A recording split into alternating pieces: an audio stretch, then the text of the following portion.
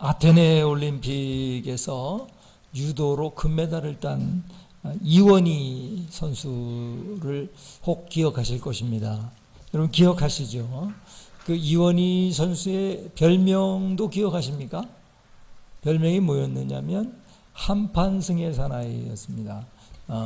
이제 이겼다 그러면 한판승으로 대체로 이겼습니다. 그래서 한판승의 사나이 이런 제목 그 별명을 갖고 있죠. 워낙 한판승을 따기 때문에 빠른 순간에 한판승을 따내기 때문에 상대 선수가 자기가 졌는지도 잘 모를 정도로 그렇게 빨리 엎어치기를 했습니다. 기자가 이렇게 물었습니다. 그때 그 아테네 올림픽 때 결승전에서는요 어떤 일이 있었느냐 하면은 이제 그 이원희 선수가 점수를 아주 넉넉하게 리드하고 있었고 약 9초가 남아 있었습니다.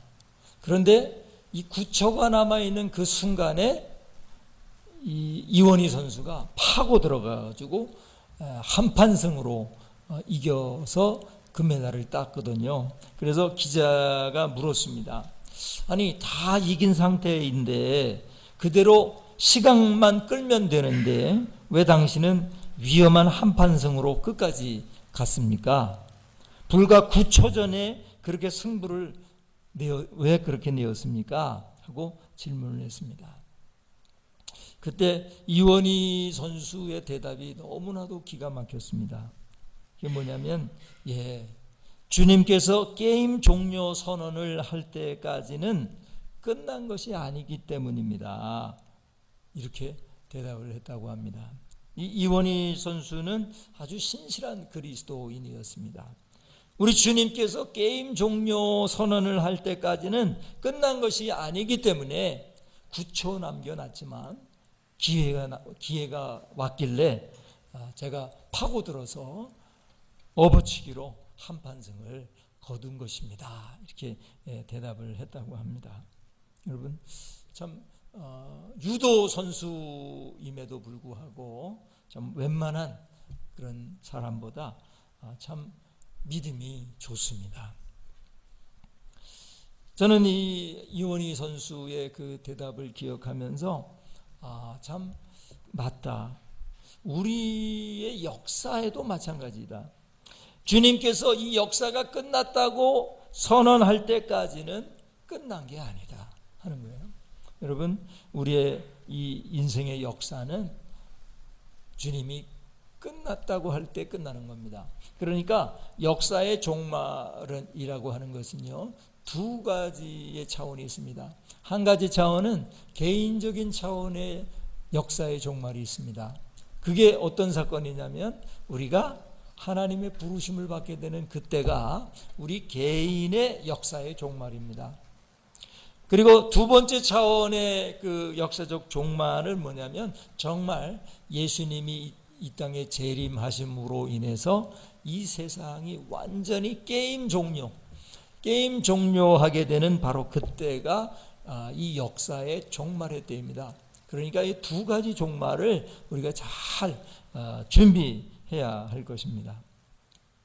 저와 여러분이 이 주님께서 끝났다고 할 때까지 끝난 게 아니라는 사실을 잘 기억하시기를 주님의 이름으로 축원합니다. 야구 감독 유명한 선수였고 또 유명한 감독이었던 요게 베라라고 하는 그 사람이 있었는데 그 사람이 했던 유명한 말이 있죠. 야구는 끝날 때까지 끝난 게 아니다. 이런 유명한 말을 했습니다. 그 맞는 말입니다. 또 야구의 명언 중에 이런 말이 있죠. 야구는 9회 말 투아웃부터다. 이런 이야기가 있죠. 그때 또 새로 시작될 수가 있거든요. 역사가 새로 시작될 수가 있는 거예요. 그러니까 주님께서 끝났다 할 때까지는 끝난 게 아니에요. 저와 여러분이 이 역사가 끝났다고 하는 선언, 우리 개인적인 그 선언은 언제냐면 하나님의 부르심을 받게 되는 그때고요. 우리가 부르심을 받게 될 때까지 이 역사가 끝나지 않았다면 그 두 번째 역사는 뭐냐면, 혹은 우리가 주님께 부르심을 받기 전에 이 역사가 끝난다고 하면은 어쩌면 우리는 육체적인 죽음을 경험하지 않고 마지막 날을 맞이할 수도 있습니다. 두 가지의 가능성이 있습니다. 자, 오늘 본문 말씀에 보시면 제자들이 예수님께 역사의 마지막에 대하여 여쭤보고 있습니다. 그것이 3절입니다. 3절을 다 같이 한 목소리로 읽겠습니다. 예수께서 감람산 위에 앉으셨을 때에 제자들이 조용히 와서 이르되 우리에게 이르소서 어느 때에 이런 일이 있겠사오며 또 주의 임하심과 세상 끝에는 무슨 징조가 있사오리까 하고 여쭤보았습니다.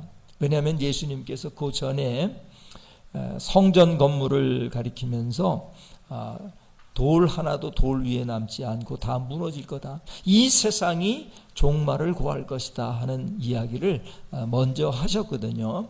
그러니까 제자들이 예수님에게 물어봅니다. 그 역사의 종말이 언제쯤 있겠습니까? 예수님이 다시 오실 때가 언제입니까?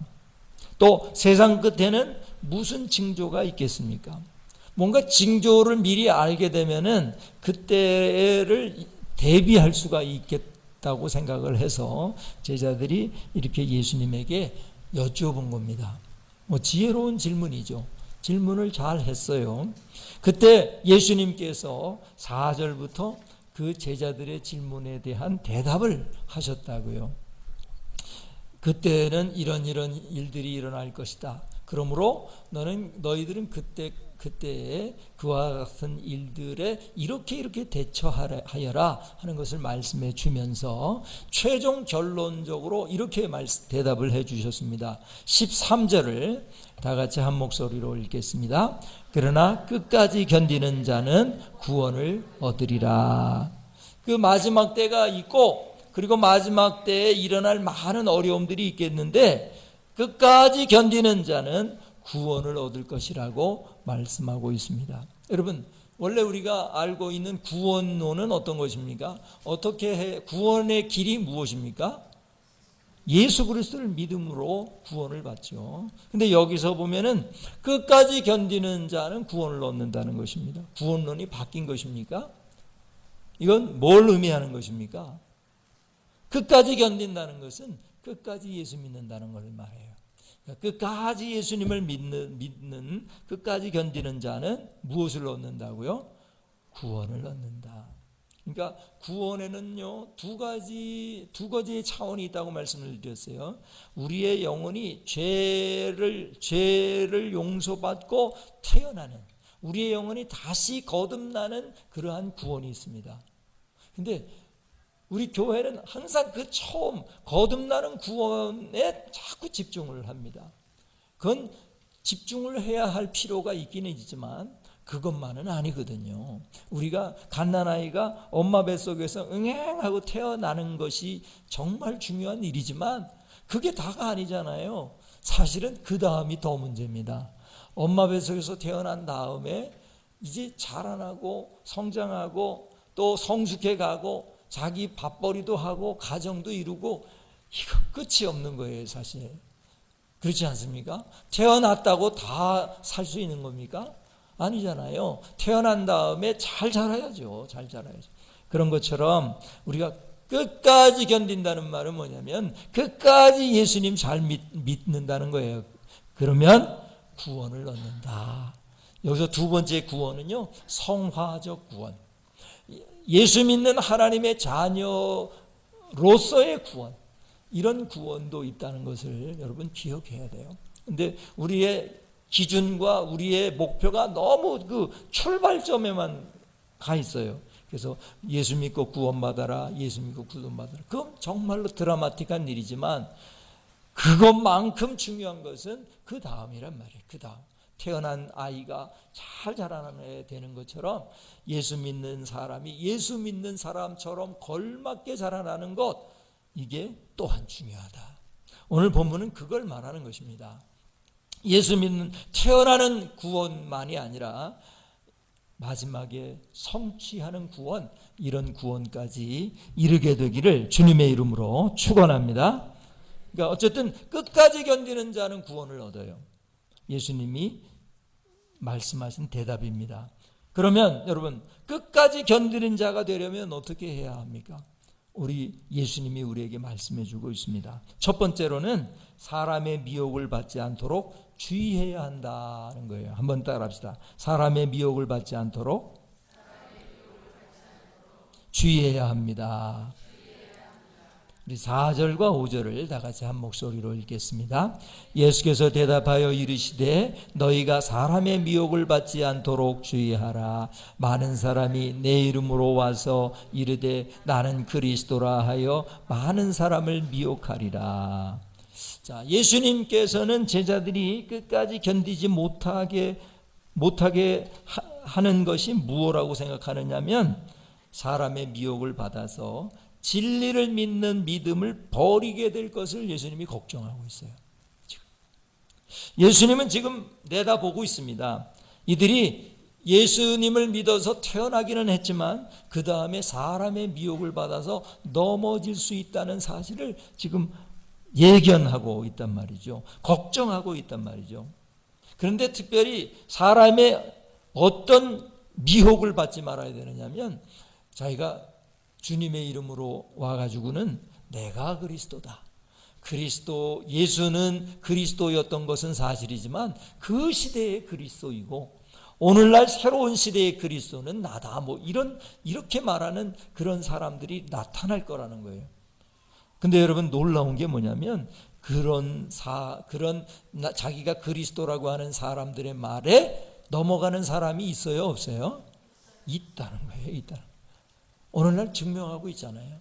오늘날 이단이라고 말하는 그 사람들의 교주가 자기가 그리스도라고 그렇게 말하는데도 그걸 믿는 사람들이 있어요.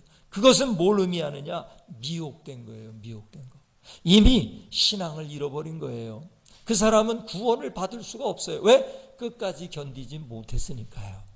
끝까지 견딘다는 건 뭐냐면 내가 예수님을 영접하고 믿음으로 말미암아서 내가 영원히 구원받았다.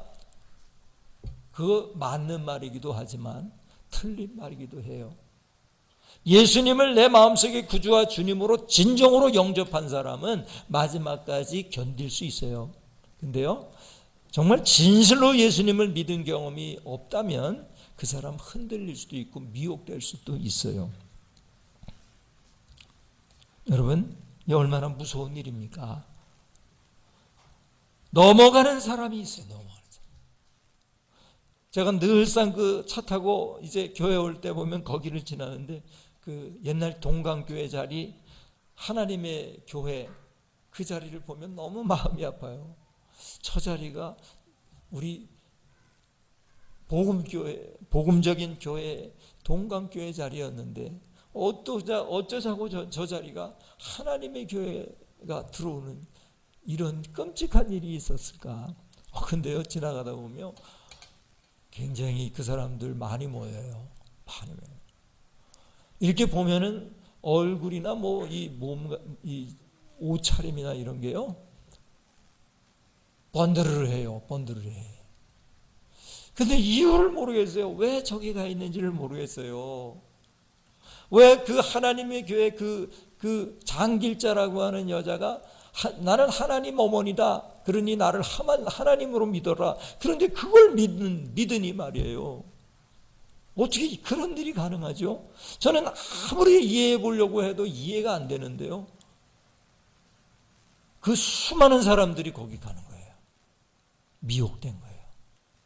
근데요, 그렇게 미혹되는 사람들의 특징은 뭐냐면 대체로 뭔가를 판단하는 기준을 진리로 두지 않는다는 거예요. 현상을 둬요. 현상. 무슨 현상이 일어났느냐 일어나지 않았느냐를 가지고 판단해요. 그러니까요, 그 하나님의 교회라든가 무슨 이단이라든가 이런 데에는요, 다 하나같이 현상적인 게 있기는 있어요. 거기에 어떤 데에는 아주 사랑이 철철 넘쳐 흐른다든가, 그러면 거기에 들어갔더니 뭐 진리는 아닌 것 같은데 예수님을 믿어야만 구원을 받는다는 소리는 안 하지만 거기 가니까 막 사랑이 철철 넘쳐. 여기다 이러고 거기 들어가는 거예요. 여러분, 현상이 나쁜 것은 아니에요. 사랑이 있는 거, 이거 나쁜 건 아니죠. 그러나 사랑보다 더 중요한 것이 무엇입니까? 진리거든요. 진리라고 하는 것은 가장 간단하게 설명하면 예수 그리스도가 진리거든요. 조금 더 길게 말하면 예수 그리스도가 하나님의 아들이고 우리의 죄를 구원하실, 우리를 죄로부터 구원하실 메시아이시고 구원자라고 하는 것이 바로 이게 진리거든요. 진리. 내가 곧 길이요 진리요 생명이니 나로 말미암지 않고는 하나님께로 올 자가 없느니라. 이게 진리거든요. 진리. 그런데 예수님 자리에 자기가 딱 들어가요. 예수님은 실패했고 이제 오늘날의 시대에는 내가 그리스도다, 뭐 이런 이따위 얘기를 하는 것을 믿는 사람들이 있다는 거예요. 미혹이 된 거죠. 미혹이. 왜? 말씀드린 대로 현상을 기준으로 하기 때문이에요.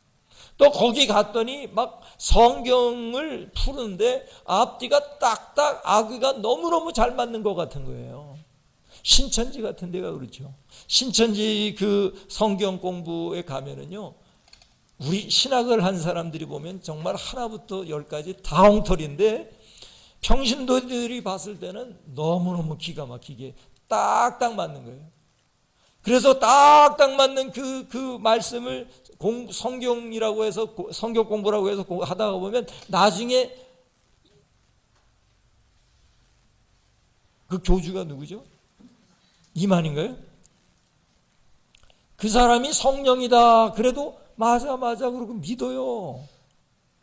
이렇게 가는 거예요. 논리라는 게, 이상한 논리라는 게 이렇게 하나하나 짝짝짝짝짝 하다가 보면 그 교주가 성령이다 그래도 맞아 성령일 수밖에 없지, 이렇게 가는 거예요.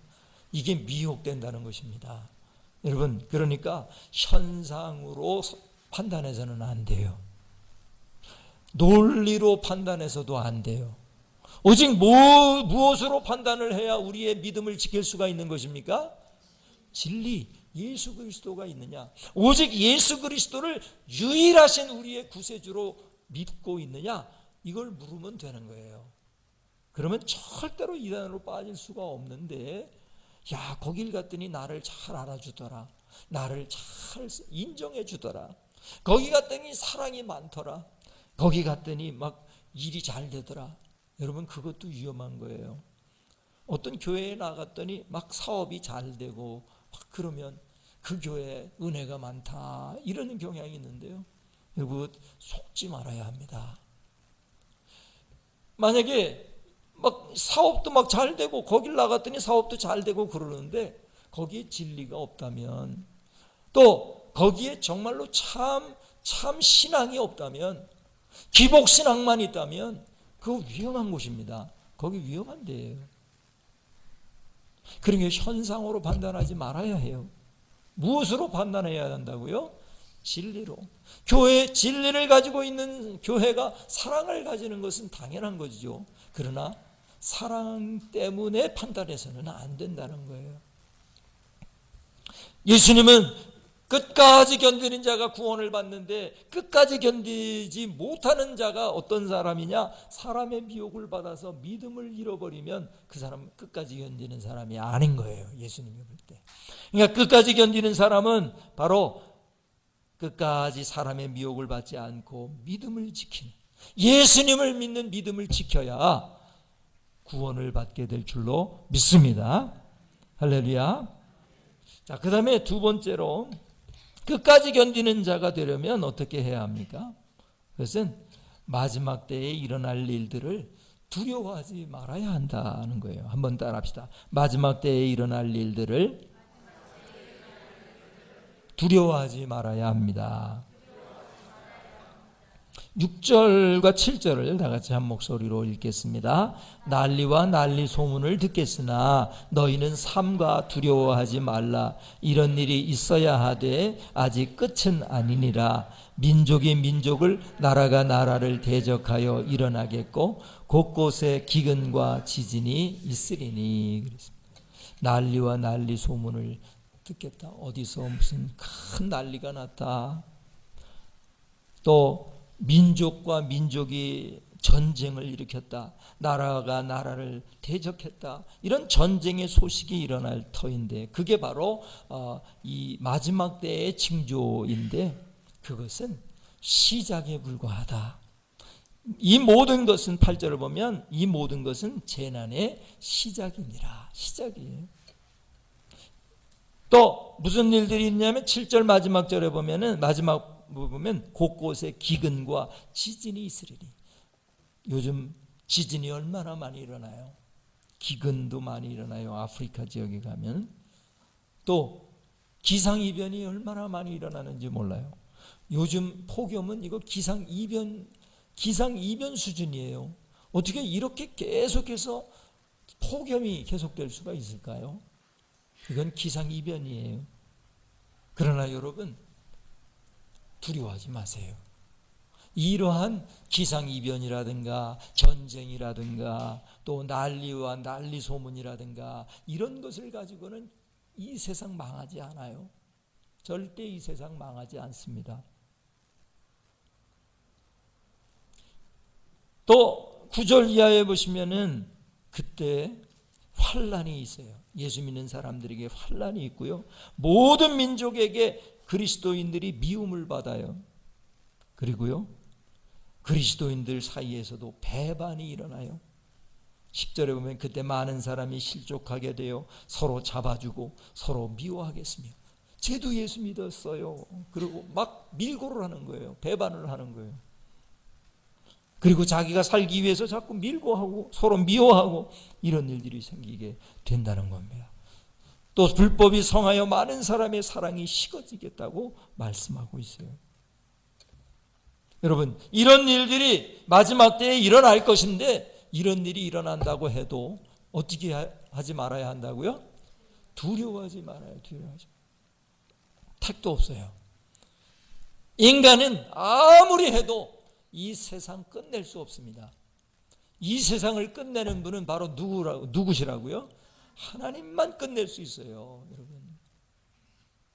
물론 우리 인간이 만든 핵무기가 수소폭탄이라든가 이 핵무기가 과거에 지금 많이 감축을 했지만 과거에 미국과 구소련이 가지고 있었던 핵무기를 터뜨리면 이론적이지만 터뜨리면 지구를 70번 없애버릴 수 있는 그 파괴력을 가지고 있었어요.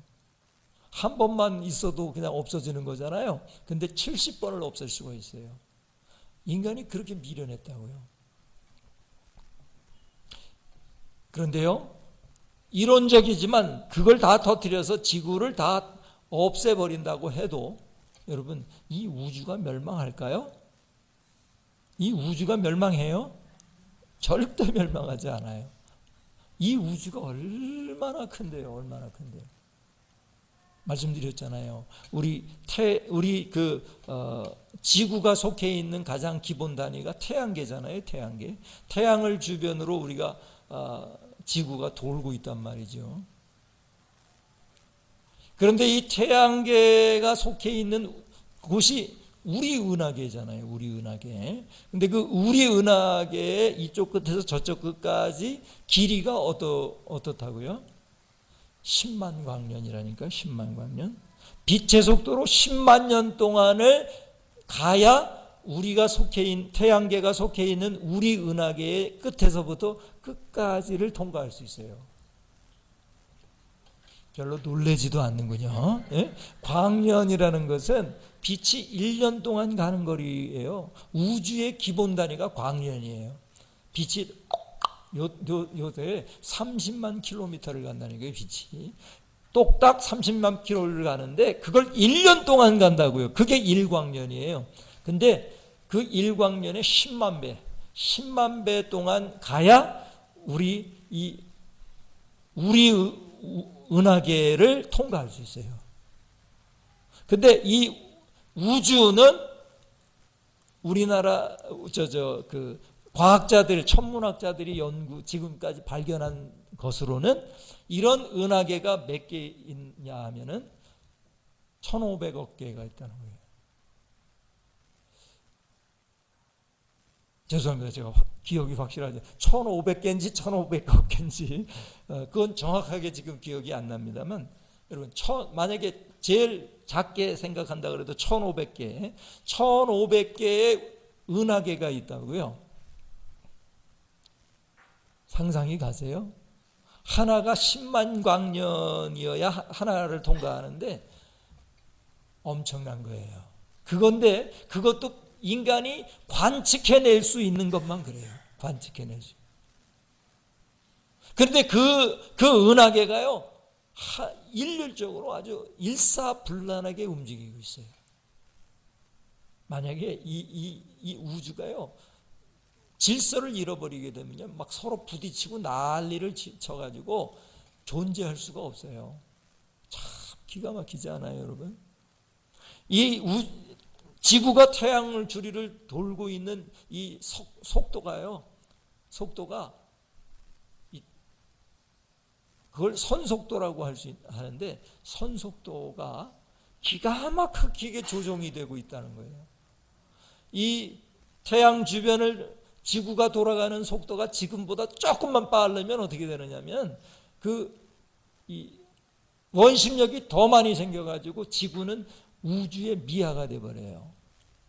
그런데 지금 이 돌고 있는 이 선속도보다 조금만 더 느리면 어떻게 되느냐면 태양이 잡아당기는 그 중력이 더 강해서 뱅뱅뱅뱅 돌면서 태양의 지구가 쏙 먹혀 들어가서 없어집니다. 타버립니다.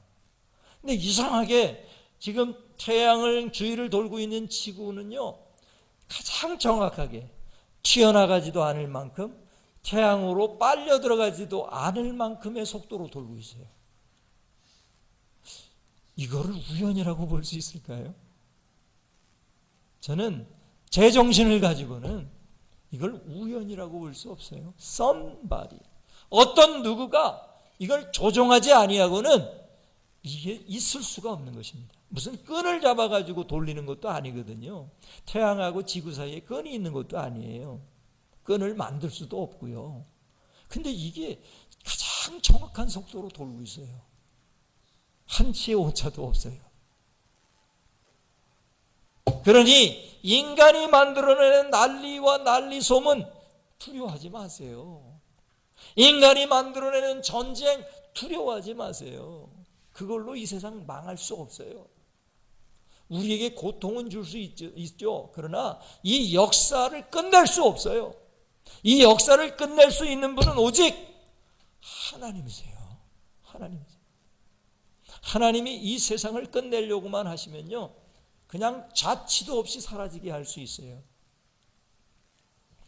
오늘날 과학이 얼마나 발달을 했냐면은 제가 몇 번 말씀을 드렸지만 모든 물질에는 그 물질에 대해서 반물질이라는 게 존재한대요. 우리 눈에는 보이지 않지만. 근데 그 물질이 반물질과 이렇게 싹 결합을 하면은 물질 자체가 존재가 없어진대요.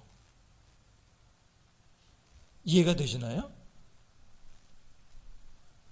이해가 안 되실 거예요. 그래도 과학자들이 밝혀낸 바로는 그래요. 이것도 물질이잖아요. 이 물질과 똑같은 질량과 분량의 반물질이 어디엔가 존재하는데, 이것이 그 반물질과 이 물질이 결합을 하면 이 물질은 없어지는 거예요. 이거 예수 믿는 과학자들이 말한 게 아니에요. 그냥 예수 안 믿는 과학자들이 밝혀낸 사실이에요. 성경에 이 세상이 끝날 때 어떻게 끝날 거냐? 이 천지가 말려서 없어진다, 그런 표현이 있잖아요. 옛날에는 그거를 신화적으로 해석했어요. 만화처럼 생각했어요. 근데 그 과학적인 사실이 밝혀진 다음에는 믿어지는 거예요. 아, 그렇구나. 우리가 보이는 이 어마어마한 우주도 반물질과 결합하면 말려서 자치가 없어지는 거예요. 자치가. 그리고 새 하늘과 새 땅이 임하게 된다고 하는 하나님의 말씀이 이루어지는 것입니다. 그러면 여러분, 하나님만 두려워하세요. 역사의 주관자가 되시고 주인이시는 하나님만 두려워하세요. 하나님만 두려워할 때 우리는 끝까지 견딜 수 있을 줄로 믿습니다. 그냥 벌벌벌벌 떨고 그냥 전쟁이 일어나면 어떡하나 염려하지 마세요. 아이고, 우리 망하면 어떡하나 염려하지 마세요. 아이고, 이 더워서 어떻게 사나 염려하지 마세요. 아유, 이거 어려워서 어떻게 하나 염려하지 마세요. 그런 걸로는 우리의 영혼을 죽일 수 없습니다. 우리의 영혼을 죽이고 살릴 수 있는 분은 오직 하나님 한 분이세요. 그 하나님을 여러분 끝까지 붙잡으시고 끝까지 견디실 수 있게 되기를 주님의 이름으로 축원합니다. 마지막으로 끝까지 견디는 자가 되려면 어떻게 해야 합니까? 그것은 천국 복음을 전파해야 한다는 거예요. 한번 따라합시다. 천국 복음을 전파해야 합니다. 우리 13절과 14절을 다 같이 한 목소리로 읽겠습니다. 그러나 끝까지 견디는 자는 구원을 얻으리라. 이 천국 복음이 모든 민족에게 증언되기 위하여 온 세상에 전파되리니 그제야 끝이 오리라. 할렐루야. 여러분, 끝까지 견딘다는 것은 단순히 수동적으로 피동적으로 참고 견디는 것만 말하는 게 아니에요. 예수님이 말씀하시는 끝까지 견딘다는 것은 물론 그것도 포함하죠. 사람의 미혹에 넘어가지 않아서 우리의 신앙을 지키는 것, 그리고 마지막 때에 일어날 일들이 굉장히 두려운 일들이 많은데 그러한 일들을 두려워하지 않는 것, 이거 참 중요해요. 그러나 더 중요한 것은 뭐냐면 보다 적극적인 방법으로 끝까지 견디는 거예요. 그게 뭡니까? 복음을 전파하는 거예요. 복음을 적극적으로 영혼을 사랑하여 한 영혼이라도 구원받게 하기 위하여 천국 복음을 전하는 것, 그게 끝까지 잘 견디는 거예요. 그냥 그냥 참아야지, 내가 참아야지, 내가 더워도 이거 참아야지, 그냥 이런 피동적이고 수동적으로 참는 것을 의미하는 게 아니라 끝까지 잘 견딘다는 것은 예수님이 오시는 날이 빨리 오게 하기 위해서 내가 복음을 전파하는, 온 세상에 복음을 전파하는 것, 바로 그게 끝까지 견디는 겁니다. 끝까지 잘 견디는 사람들은 구원을 받는다고 말씀합니다. 이원희 선수가 9초 남겨놓고 피동적으로 수동적으로 그냥 시간만 끌면 됐을지도 모릅니다. 그러나 거꾸로도 가정할 수 있어요. 그 9초 동안에 한판승으로 넘어질, 자기가 되치기를 당할 수도 있는 그런 위험이 있는 겁니다. 그래서 끝까지 잘 견디는 사람은 비록 9초가 남았더라도 기회가 왔을 때 업어치기를 해서 한판승을 할 줄 알아야 끝까지 견딜 수 있는 사람이 됩니다. 저와 여러분이 끝까지 견디어서 구원받는 사람들 다 되시기를 주님의 이름으로 축원합니다. 기도하시겠습니다. 오 하나님, 참 감사합니다. 오늘도 저희들에게 이 말씀을 허락해 주셔서 마지막 때에 어떤 일이 일어날 것인지, 그리고 그때 우리가 어떻게 끝까지 견디는지 가르쳐 주심을 감사합니다. 주께서 가르쳐 주신 대로 우리가 사람의 미혹을 받아 넘어가지 않게 하시고 우리의 믿음을 끝까지 지키게 해 주시옵소서. 또한 마지막 때에 일어날 수 있는 그 수많은 환난과 재난 두려워하지 않게 하여 주시옵소서. 아버지 하나님, 또한 적극적으로 천국 복음을 전파함으로 끝까지 견디는 사람들이 되게 하여 주시옵소서. 그래서 하나님 오실 때, 우리 예수님 오실 때 구원받는 사람들이 되게 하여 주시옵소서. 주께서 함께 하실 줄을 믿사옵고 예수님의 이름으로 기도드리옵나이다. 아멘.